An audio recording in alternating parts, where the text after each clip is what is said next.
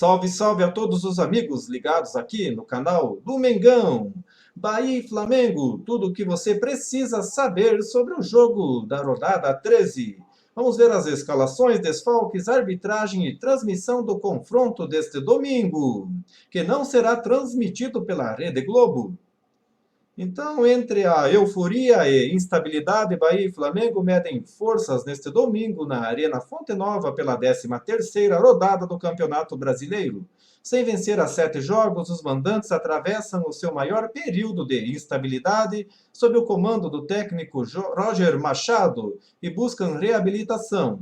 Do outro lado, a equipe carioca, empolgada com a classificação na Libertadores, quer continuar diminuindo a distância para o líder do Brasileirão. Em 12º lugar, com 16 pontos, o Bahia entra em campo com a missão de quebrar uma série de marcas ruins, sejam elas recentes ou de longa data. O tricolor vem de uma sequência de 7 jogos sem vencer e 4 sem marcar gols. O maior jejum na temporada. Além disso, a equipe baiana não vence o Flamengo desde 2014. De lá para cá foram 3 vitórias para o rubro-negro carioca e um empate. Invicto a 7 jogos no Brasileirão, o Flamengo tem 3 partidas pela Série A antes do primeiro jogo das quartas de final da Libertadores, que será contra o Internacional.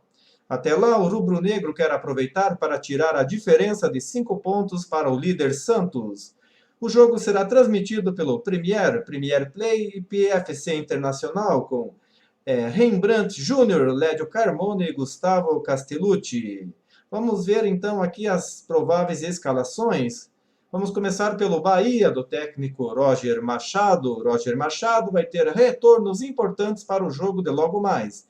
Recuperados de lesão, Nino Paraíba e Elber estão à disposição, assim como Arthur Caíque, que volta de suspensão. Nino volta como titular, enquanto os outros dois devem começar como opção entre os reservas. Portanto, o provável é que o restante da equipe seja o mesmo que enfrentou a Chapecoense na última rodada. Quem está fora na equipe do Bahia? Elton, Hernando, Rogério, Lago e Alejandro Guerra machucados. Ronaldo não pode jogar porque pertence ao Flamengo. E pendurados Ezequiel. Então é provável a equipe do Bahia com Douglas Friderach, Juninho na zaga, seguido de Lucas Fonseca, nas laterais Moisés e Nino Paraíba. No meio-campo com Gregório e Flávio, mais à frente Ramires. E na frente Luca, Arthur e Gilberto. E o nosso Mengão, do técnico Jorge Jesus. 2 novos desfalques, mas nem tudo é lamentação no Flamengo. Se perdeu Cuéllar e Gabigol, Jorge Jesus terá a oportunidade de escalar ao menos um meio-campo para o próximo do que já deu indícios de ter como ideal. A julgar pela exibição contra o Goiás, o português tem a oportunidade de montar o time com Arão, Gerson na função que era de Diego, Arrascaeta e Everton Ribeiro. Na atividade de sexta, no Ninho do Urubu, porém, o treinador observou Pires como primeiro volante. Em formação mais precavida na defesa, Tuller segue como substituto de Rodrigo Caio, enquanto no ataque, Reinier foi o escolhido para a vaga de Gabigol. Último reforço na janela, Felipe Luiz está relacionado pela primeira vez, mas deve começar no banco de reservas. E quem está fora? Diego e Vitinho se recuperam de cirurgias. Rodrigo Caio, Gabigol e Lincoln estão com lesões musculares e Cuéllar foi poupado por apresentar fadiga. Pendurados Bruno Henrique e Rodinei, com 2 cartões amarelos. Vamos à escalação do Mengão, a provável escalação, que deve entrar em campo com o goleiro Diego Alves. Na zaga, pela esquerda, Pablo Marri e Tuller. Laterais, pela esquerda, René e pela direita, Rafinha. No meio de campo, como primeiro volante, William Arão. Mais à frente, Gerson. Seguido de Arrascaeta pela esquerda e Everton Ribeiro pela direita. E no comando de ataque com Bruno Henrique e Reinier Jesus. Então, a arbitragem.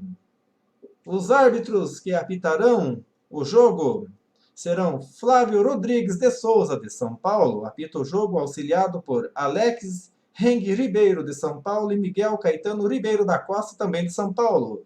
José Cláudio Rocha Filho, de São Paulo, é o árbitro de vídeo, que tem como assistentes Vinícius Gonçalves Dias Araújo e Hernan Brumilvani, todos de São Paulo. Vamos agora a uma notícia sobre os investimentos do Flamengo. E Flamengo tem fôlego para mais reforços? Vamos entender.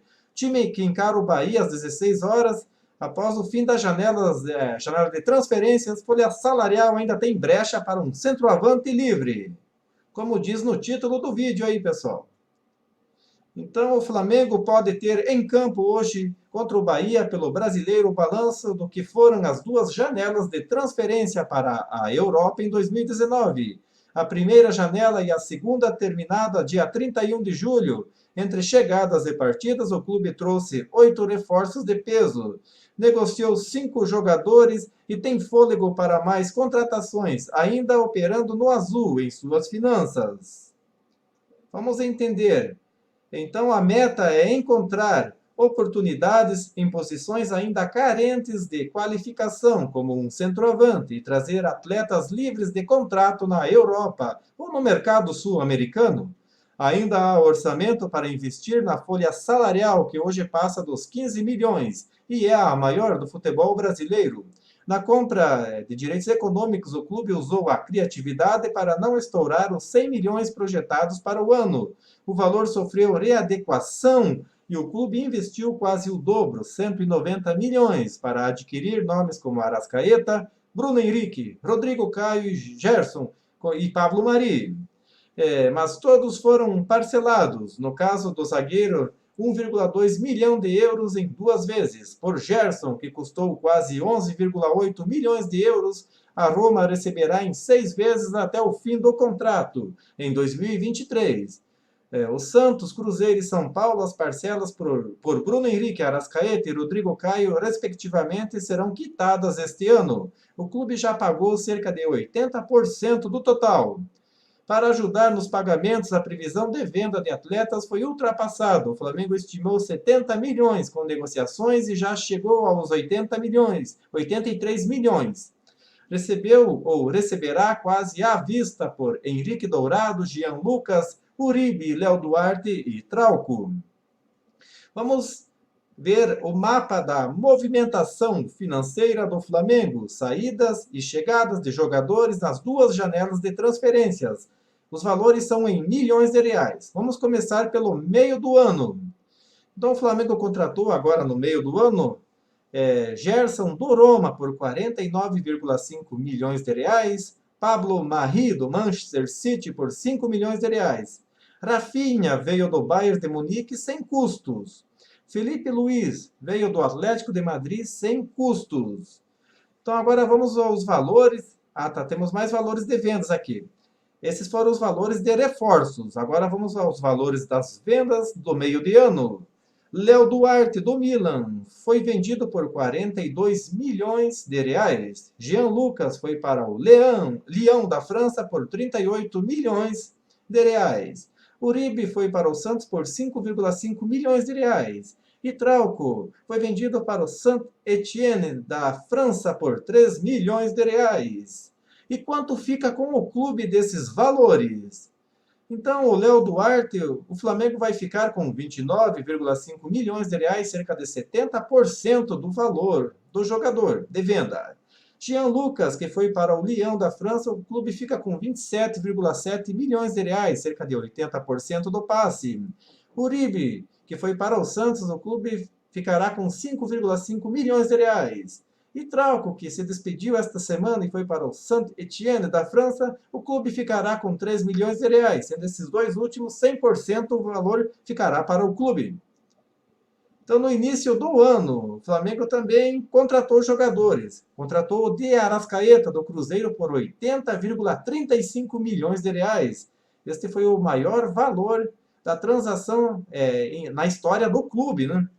Então, o Bruno Henrique veio do Santos para o Flamengo por 26,79 milhões. E Rodrigo Caio veio do São Paulo para o Mengão por 24,56 milhões de reais. E o Gabigol foi emprestado da Inter de Milão para o Flamengo, né? com um passe fixado em 63 milhões de reais. E o Flamengo também teve vendas de jogadores. Vendeu o Henrique Dourado para o time lá da China, o Renan Gianni, por 22 milhões de reais. E ficou para o clube 75%, cerca de 18 milhões de reais.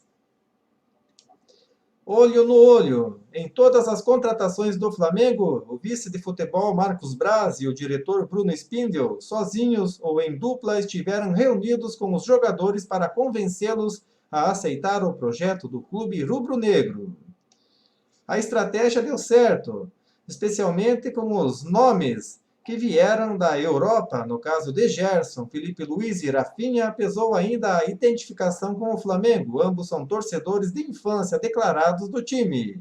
Os dirigentes estiveram em viagens pela Europa e protagonizaram o que ficou conhecido como mochilão, encontros não apenas com os atletas, como representantes dos clubes. No caso de Pablo Marri, indicação de Jorge Jesus, o pedido do treinador foi o que mais pesou para o espanhol aceitar jogar no Brasil, após temporada no La Coruña. Paciência foi o triunfo. No fim de 2018, o Flamengo já conversava com o lateral direito Rafinha, mas entendeu que seria melhor esperar para contratá-lo no meio da atual temporada para não gastar com um jogador em fim de contrato com o Bayern de Munique. A paciência foi importante também para trazer Felipe Luiz, que estava de saída do Atlético de Madrid. Com a dupla, o Flamengo gastou em altos salários e luvas, mas não pagou por direitos econômicos. A ideia se inverte quando se fala em vendas. Para não liberar Trauco de graça, 6 meses antes de encerramento do seu contrato, o Flamengo aceitou uma oferta de 3 milhões do Saint-Étienne, da França, já que não renovaria o vínculo do jogador. O mesmo valeu para o caso de Pará, liberado para fechar com o Santos, o jogador encerraria o contrato em dezembro e não ficaria. Mas por ele, o Flamengo conseguiu apenas não pagar pelo salário até o fim do ano e não recebeu compensação. Foi de graça para o Santos. No fim das contas, a liberação de alguns jogadores também ajuda a enxugar a folha salarial e abre espaço para a chegada de outras peças no futuro. A janela de saída segue aberta e Cuéllar e Reinier são as bolas da vez. Pelo volante, o Flamengo espera receber ao menos 7 milhões de euros, apesar da multa 10 vezes maior. O jovem, que tem o mesmo valor de multa, pode sair por metade dela, 150 milhões de reais. O clube quer comprar Gabigol, único reforço emprestado junto à Inter de Milão. A previsão é de que a pedida gira em torno de 15 milhões de euros. Sem força total contra o Bahia. As 8 baixas por lesão em 2 semanas, 4 por problemas musculares e as recentes decisões eliminatórias impedem que o Flamengo enfrente o Bahia com força total hoje. O Cuéllar também com dores musculares é o novo desfalque. Então o Flamengo hoje com muitos desfalques, né? E Felipe Luiz deve começar no banco, mas irá fazer a sua estreia. E o Flamengo é recebido por cerca de 500 torcedores eufóricos ao desembarcar em Salvador. Então aqui nós temos as fotos aqui da torcida rubro-negra, né? No aeroporto em Salvador. Então o Flamengo desembarcou com muita festa no aeroporto de Salvador na noite deste sábado, após a classificação para as quartas de final na Libertadores. E é isso aí, galera. Essas são as notícias do Flamengo do dia. Quero agradecer a todos pela presença aqui no canal. Um forte abraço e até a próxima.